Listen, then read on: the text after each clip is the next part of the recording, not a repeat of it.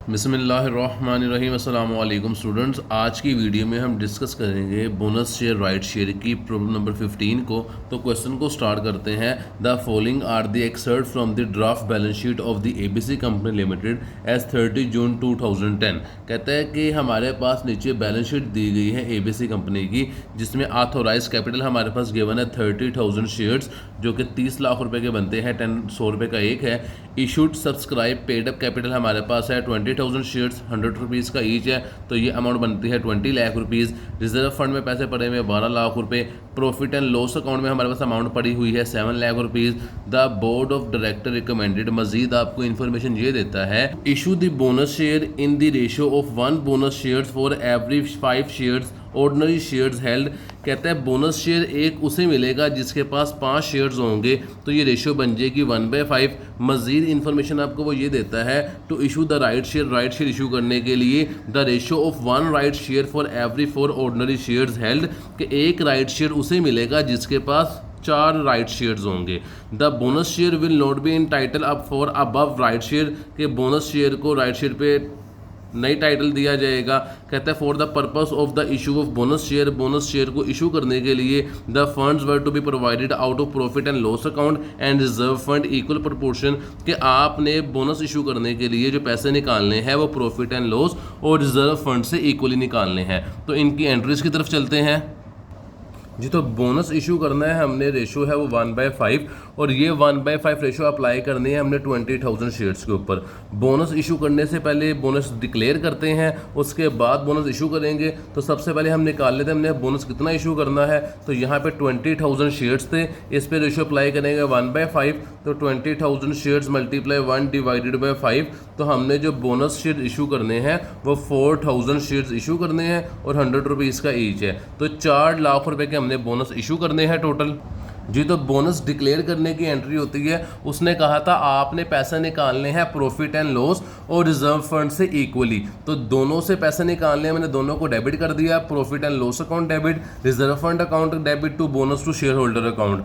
ये हमारे पास एंट्री है बोनस को डिक्लेयर करने की। साथ हमने नरेशन लिख दी, bonus declare to share holder. Amount कैसे आएंगी, टोटल हमने 4 लाख का बोनस इशू करना था, यहाँ पे 4 लाख रुपीज़ लिख देंगे, और अमाउंट इक्वली निकालनी थी तो 2 लाख रुपीज़ निकाल लेंगे प्रॉफिट एंड लॉस अकाउंट से और 2 लाख रुपीज़ निकाल लेंगे रिजर्व फंड से। बोनस को इशू करने के बाद, बोनस को डिक्लेयर करने के बाद बोनस को इशू करते हैं, उसकी एंट्री होती है bonus to share holder account to share capital account. जो ऊपर 4 लाख रुपीज़ से अमाउंट थी वही एज इट इज़ नीचे आ जाएगी 4 लाख रुपीज़ से।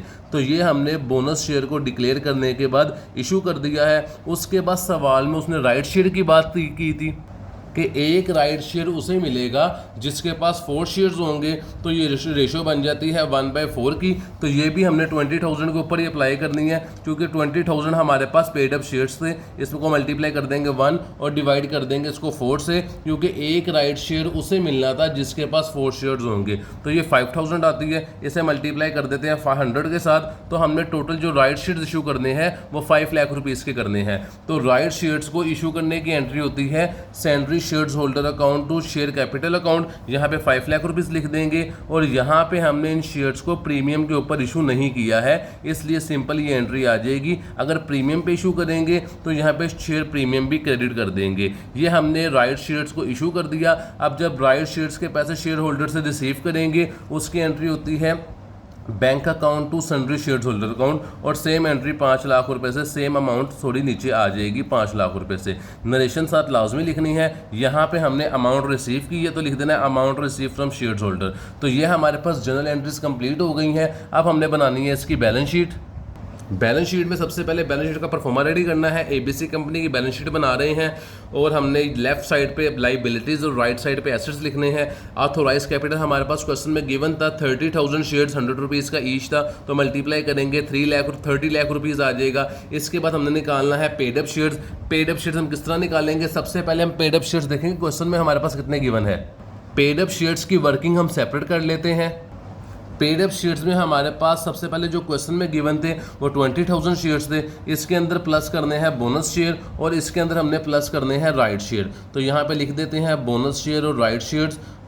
हमारे पास जो बोनस शेयर हमने शेयर होल्डर को इशू किए थे वो हमारे पास थे 4000, और जो हमने राइट शेयर इशू किए थे वो हमारे पास थे 5000। इन तीनों को प्लस कर लेंगे तो मेरे पास 29000 शेयर्स आ जाएगा। ये 29000 शेयर्स हमारे पास बैलेंस शीट में हम लिख देंगे, यहाँ पे लिख देते हैं 29000 शेयर्स, साथ ऊपर आप लिख दें वर्किंग 1, और जो आपने बैलेंस शीट बनाई है उस बैलेंस शीट पे यहाँ पे जो बैलेंस शीट बनाई है यहाँ पे पेड अप शेयर्स के आगे हमने लिखना है वर्किंग 1, और वर्किंग 1 के अंदर हमारे पास आए थे 29000 शेयर्स, यहाँ पे 29000 शेयर्स लिख देने हैं, और 100 रुपये का एक था, 100 रुपीज़ का ईच था, इन दोनों का मल्टीप्लाई करेंगे तो आगे इसकी अमाउंट लिख देंगे जो कि 29 लाख रुपीज़ आ रही है। तो यहाँ पे 29 लाख रुपीज़ लिख देते हैं। इसके बाद हमने अमाउंट निकालनी है रिजर्व फंड की। रिजर्व फंड में हमारे पास पैसे पड़े हुए तो क्वेश्चन के अंदर 12 लाख रुपए, तो यहाँ पे लिख लेते हैं 12 लाख रुपए। हमने रिजर्व फंड के अंदर से 2 लाख रुपए निकाले थे बोनस इशू करने के लिए, तो इस 2 लाख रुपए को माइनस करेंगे, बाकी अमाउंट बच जाएगी 10 लाख रुपए, वो 10 लाख रुपए कॉलम में लिख देंगे। इसके बाद हमारे पास क्वेश्चन में पड़े अमाउंट थी प्रॉफिट एंड लॉस अकाउंट की। प्रॉफिट एंड लॉस अकाउंट के क्वेश्चन में अमाउंट गिवन थी मेरे पास 7 लाख रुपीज़। उस 7 लाख रुपीज़ को यहाँ लिख देंगे। बोनस इशू करने के लिए हमने रिजर्व फंड में से भी पैसा निकाल लेते और प्रॉफिट एंड लॉस अकाउंट से भी पैसे निकाल लेते, तो इक्वली पैसा निकाल लेते। 2 लाख वहाँ से, 2 लाख यहाँ से, तो 2 लाख रुपये को यहाँ पे माइनस कर देंगे। रिमेनिंग जो अमाउंट हमारे पास बच जाएगी वो 5 लाख रुपीज़ बच जाएगी। पहले लाइबिलिटीज़ को टोटल कर लेते हैं। लाइबिलिटीज़ को जब टोटल करेंगे तो ऑथोराइज कैपिटल को इस अमाउंट के अंदर ऐड नहीं करेंगे। तो हमारे पास पेड अप कैपिटल की अमाउंट थी 29 लाख रुपीज़, जिसे 29 लाख रुपए कहते हैं।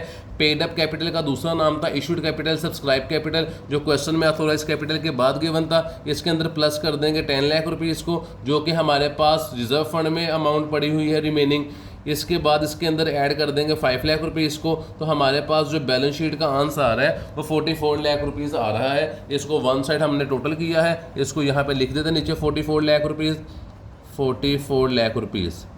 इसके बाद हम बनाएंगे अपनी एसेट साइड। एसेट साइड में हमने 2 चीज़ें लिखनी है, एक फिक्स एसेट्स और एक करंट एसेट्स।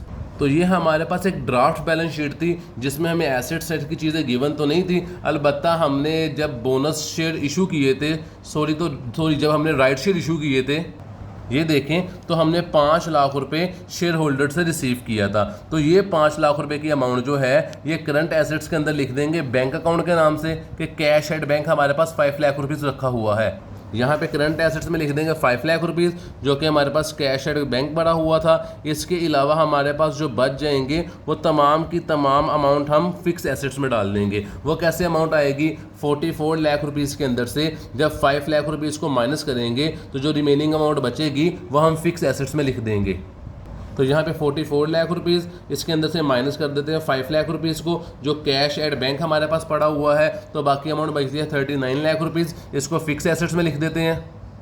ये 39 लाख रुपीज़ फिक्स एसेट्स में लिख दी है। इन दोनों वैल्यू को टोटल कर लेंगे, फिक्स एसेट्स और करंट एसेट्स को, तो ये हमारे पास 44 लाख रुपीज़ बन जाएगी अमाउंट। ये 44 लाख रुपीज़ हमने यहाँ पे लिख दिया है। इसके साथ ही हमारे पास क्वेश्चन मुकम्मल हो गया है, वीडियो कंप्लीट हो चुकी है। इन चैनल को सब्सक्राइब करना मत भूलिएगा। अपना ख्याल रखिएगा। अल्लाह हाफिज़।